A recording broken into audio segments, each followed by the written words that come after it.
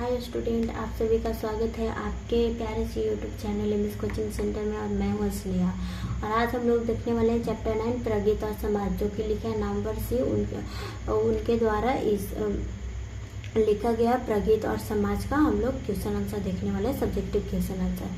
और ये देख सकते हो आप लोग 11 क्वेश्चन आंसर है और सारे को हम एक करके डिस्कस करने वाले हैं। तो फटाफट से वीडियो को स्टार्ट करते हैं और देखते हैं कौन कौन से क्वेश्चन क्या क्या कहना चाहता है। तो चलिए, यही है हमारा चैप्टर 9 प्रगति और समाज, जो कि एक निबंध है जो वाद विवाद संवाद से लिया गया। और इसका पहला क्वेश्चन देखते हैं। पहला क्वेश्चन है हमारा यहाँ पे हमारा पहला क्वेश्चन देखते हैं।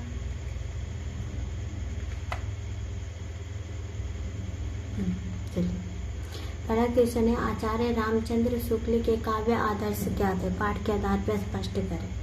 तो उत्तर है हमारा आचार्य रामचंद्र शुक्ल के काव्य सिद्धांत के आदर्श प्रबंध काव्य थे। प्रबंध काव्य में मानव जीवन का संपूर्ण दृश्य होता है। उनमें घटनाओं से संबंध, श्रृंखला और स्वाभाविक क्रम से ठीक ठाक निर्वाह के साथ हृदय का स्पर्श करने वाले, उसे नावा भावों को रसाफक अनुभव कराने वाले प्रसंग होते हैं। यही नहीं, प्रबंध काव्य में राष्ट्रीय प्रेम, जातीय भावना, धर्म प्रेम या आदर्श जीवन की भी प्रेरणा देने का उद्देश्य होता है।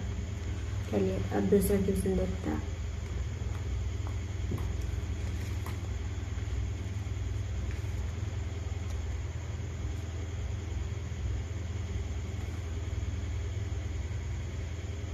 चलिए, दूसरा क्वेश्चन, कला के लिए सिद्धांत क्या है? कला के लिए सिद्धांत का अर्थ है कि कला लोगों में कलात्मक भाव को उत्पन्न करने के लिए है।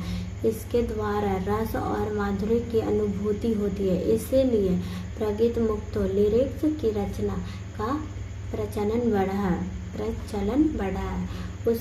इसके लिए यह भी तय किया जाता है कि अब लंबी कविताओं को पढ़ने तथा सुनने की फुर्सत किसी के पास नहीं है। ऐसी कविताएं जिनसे कुछ इतिवृत्त भी मिला रहता है उबाऊ होती है। विशुद्ध काव्य की सामग्रियां ही कविता का आनंद दे सकती। यह केवल प्रगति मुक्तों में ही संभव है। चलिए, दूसरा क्वेश्चन हो गया। अब हम लोग तीसरा क्वेश्चन देखते हैं। यह है क्वेश्चन नंबर 3। प्रगति को आप किस रूप से परिभाषित करेंगे? इसके बारे में क्या धारणा प्रचलित रही है? अपनी व्यक्तित्व और आत्म परकता के कारण लिरिक्स और प्रगति काव्य को कोटि में आती है। प्रगति कविताएं ना तो समाज के यथार्थ की अभिव्यक्त करने के लिए पर्याप्त समझी जाती है और ना उनसे इनकी अपेक्षा की जाती है। आधुनिक हिंदी कविता की गति और मुक्तकों के मिश्रण से नूतन भावभूमि पर जो गीत लिखे जाते हैं उन्हें प्रगति की संज्ञा दी जाती है।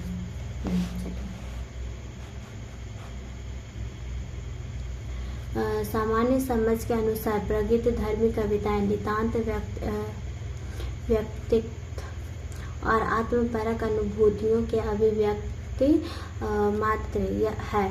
यह सामान्य धारणा है। इसके विपरीत अब कुछ लोग द्वारा यह भी कहा जाने लगा है कि अब ऐसी लंबी कविताएं जिनमें कुछ इतिवृत्त भी मिला रहता है, इन्हें पढ़ने और सुनने का फुर्सत कहाँ है, अर्थात नहीं है। Question number 4। वास्तुपरक नाट्य धर्मी कविताओं से क्या तात्पर्य है? आत्मपरक प्रगति और नाट्य धर्मी कविताओं का यथार्थ व्यंजना में क्या अंतर है?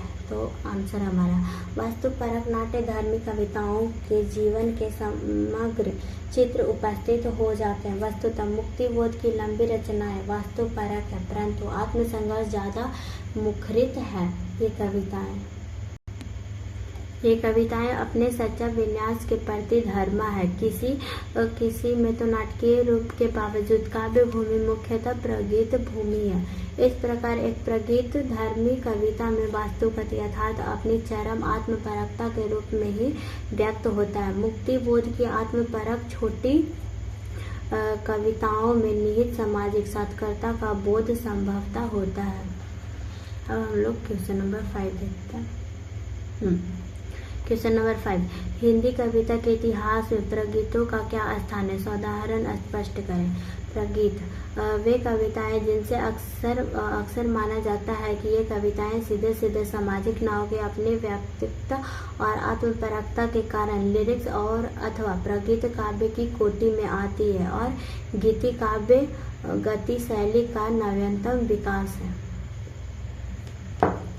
ये नई कविता के अंदर आत्मपरक कविताओं की एक ऐसी प्रबल प्रवृत्ति थी जो या तो समाज निरपेक्ष थी या फिर जिसकी सामाजिक अर्थवत्ता सीमित थी, परंतु इनमें जीवन यथार्थ भाव बनकर प्रस्तुत होता है।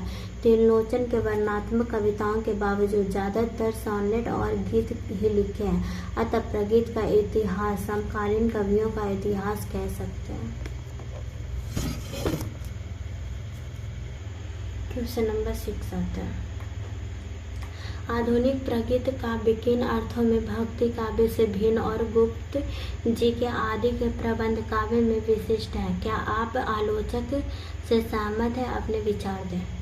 चलिए, आधुनिक प्रगीत काव्य में प्रबंध काव्य की भांति जीवन के सारे चित्र खींचे जाते हैं। मुक्तिबोध, प्रसाद, निराला, नागार्जुन, शमशेर की लंबी कविताएं क्रमशः, ब्राह राक्षस, पथोला की प्रतिध्वनियां, शेर का आत्मसमर्पण, तुलसीदास राम की शक्ति पूजा, अकाल और उसके बाद इत्यादि भी कविताएं उदाहरण है।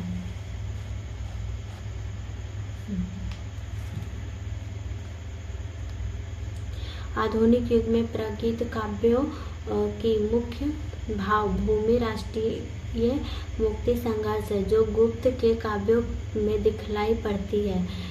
इनमें भक्ति काव्य से भिन्न इस रोमांटिक प्रगीतात्मक के मूल में से एक नया व्यक्तिवाद है, जहाँ समाज के बहिष्कार के द्वारा ही व्यक्ति अपनी सामाजिकता प्रमाणित करता है।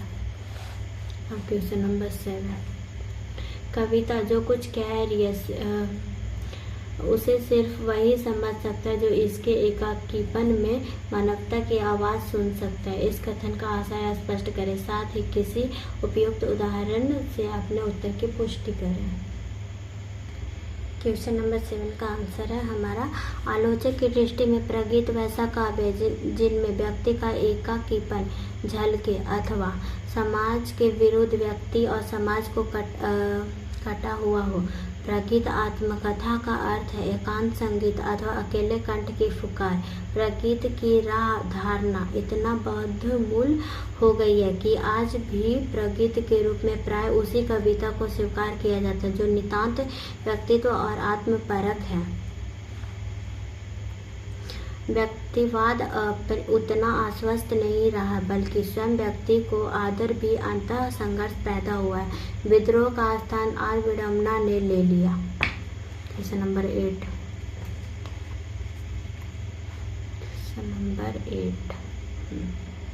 चलिए, मुक्तिबोध की कवियों पर पुनः विचार आवश्यकता क्यों है? आलोचक के इस विषय पर क्या निष्कर्ष है? तो आंसर हमारा है, मुक्तिबोध की कविताओं पर पुनः विचार करने की आवश्यकता इसलिए है कि उनकी कविताओं में निहित सामाजिक सार्थकता की संभावनाओं का पूरा एहसास किसी को न था। नई कविता के अंदर आत्मपरक कविताओं को एक ऐसी प्रबल प्रवृत्तियाँ थी जो या तो समाज निरपेक्ष थी या फिर जिनकी सामाजिक अर्थवत्ता सीमित थी। इसलिए इस समृद्धि अर्थ भूमि वाली कविताओं के आधार पर निर्मित एकांकी को अपर्याप्त काव्य तोड़कर एक व्यापक काव्य सिद्धांत की स्थापना के लिए आवश्यक है। क्वेश्चन नंबर 9, त्रिलोचन और नागार्जुन के प्रगीतों की विशेषता क्या है? पाठ के आधार पर स्पष्ट करें। नंबर सी ने त्रिलोचन के सोनेट और वही त्रिलोचन है वह और नागार्जुन की कविता तनगई रीढ़ का उल्लेख किया है। ये दोनों रचनाएं पाठ के आसपास खंड में दी गई। उन्हें पढ़ते हुए अपना विचार दें। चलिए अब उत्तर देखते हैं हम इनका उत्तर क्या है। त्रिलोचन और नागार्जुन के लिए प्रगीत है, लेकिन जीव जगत और प्रकृति के जितने रंग बिरंगे चित्र त्रिलोकन के काव्य संचार में मिलते हैं वे अन्यत्र दुर्लभ है। किंतु इस भास्वर चित्रों में अंततः जीवन बनाने वाला प्रगीत नायक का एक अनुष्ठा व्यक्तित्व है, जिसका स्पष्ट चित्र उन जनपद का कवि हूँ संघर्ष के उत आत्मपरक सन्निटों में मिलता है, और इनमें आत्मचित्र वस्तुतः एक प्रगीत नायक और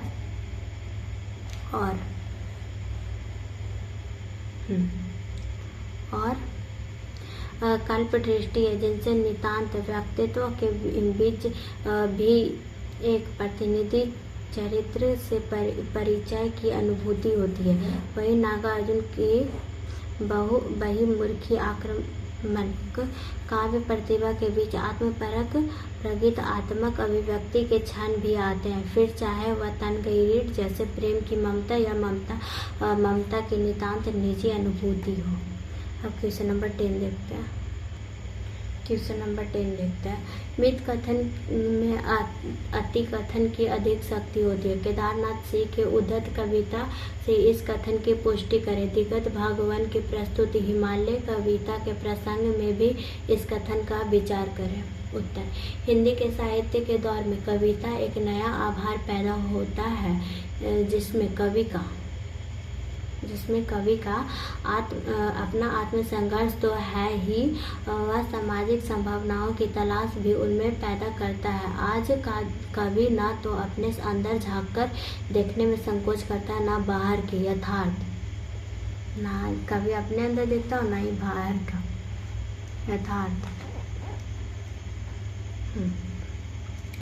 यथार्थ सामना करने से हिचक अंदर ना तो किसी असंगीत की विश्व दृष्टि का मजबूत खूंटा गाड़ने का जिद होता, ना बाहर व्यवस्था को एक विराट पहाड़ बनाकर आंकने की हवस। वह बाहर से छोटी छोटी वस्तु, घटना आदि पर नजर रखता और कोशिश करता है कि उसे मुकम्मल अर्थ दिया जाए। छोटी सी बात तो बात में ही बहुत कुछ कह दिया जाए। वह अपने आत्म संघर्ष के सामाजिक संघर्ष बनाने की चाहत है। इन थोड़े से शब्दों में कवि अधिक चोट करता है, अतः अधिक बोलने से अच्छा कम बोलना है, क्योंकि वह ज़्यादा प्रभावी होता है। क्वेश्चन नंबर 11, हिंदी की आधुनिक कविता की क्या विशेषता है, आलोचक ने बताइए। हिंदी की आधुनिक कविता में नई प्रगीतात्मक का उभार देखता है। वह देखता है कि आज के कवि को ना तो अपने अंदर झांकने देखने में संकोच और ना ही बाहर यथार्थ सामने का में हिचक, अंदर ना किसी असंगत विश्व दृष्टि का मजबूत खूंटा गाड़ने की जिद है, और ना बाहर की व्यवस्था को एक विराट पहाड़ के रूप में आंकने की हवस। उसके बाद देखिए, बाहर छोटी से छोटी घटना, स्थिति, वस्तु आदि पर नजर है और कोशिश है कि उसे अर्थ देने की। इसी प्रकार बाहर की प्रतिक्रिया स्वरूप अंदर उठने वाली छोटी से छोटी लहर को भी अपने पकड़कर उसे शब्दों में बांध लेने का उत्साह है। एक नए स्तर पर कवि व्यक्तित्व अपने और समाज के बीच रिश्ते को साधने की कोशिश कर रहा है, और इस प्रक्रिया में जो व्यक्तित्व बनता दिखाई दे रहा है वह निश्चय ही नए ढंग की प्रगीतात्मक के उभार का संकेत है। चलिए, इसी के साथ हमारा ये चैप्टर भी समाप्त हो गया और अब हम लोग चैप्टर नंबर 10 में चलेंगे। तो आज के लिए इतना ही, फिर मिलते हैं कल एक नई वीडियो के साथ। तब तक के लिए बाय बाय। आप लोग ऐसे ही मेहनत करते रहिए।